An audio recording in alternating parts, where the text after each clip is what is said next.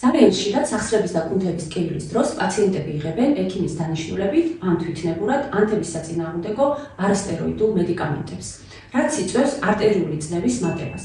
დიახ, ეს ამ პრეპარატების გვერდითი ეფექტია. სამედიცინო უნივერსიტეტში გვასწავლდნენ, რომ მსგავსი მედიკამენტების მიღება მიზანშეწონილია 5-10 დღის განმავლობაში და შემდეგ შესაძლებელია გამეორება 6 თვის თავზე. ახლა ეს სქემა სამწუხაროდ დავიწყებას მიეცა. ჩემთან მოდიან პაციენტები, რომლებიც რამოდენიმე კვირის, ზოგჯერ თვეების მანძილზე, ყველანაირი კონტროლის გარეშე იღებდნენ ისეთ პრეპარატებს, როგორიც არის დიკლოფენაკი, ლოკიუმი და ასე შემდეგ. მე პირადად ჩემს პრაქტიკაში უპირატესობას ვანიჭებ არა ქიმიურ მედიკამენტებს, რომლებსაც ყოველთვის აქვს გვერდითი მოვლენები, არამედ ანთების საწინააღმდეგო პროცედურებს და ნატურალურ ფიტოპრეპარატებს, რომელსაც არ აქვს არანაირი გვერდითი ეფექტი. მე ვარია გორგილაძე, ექიმი, ფიზიოთერაპევტი, ნუტრიციოლოგი.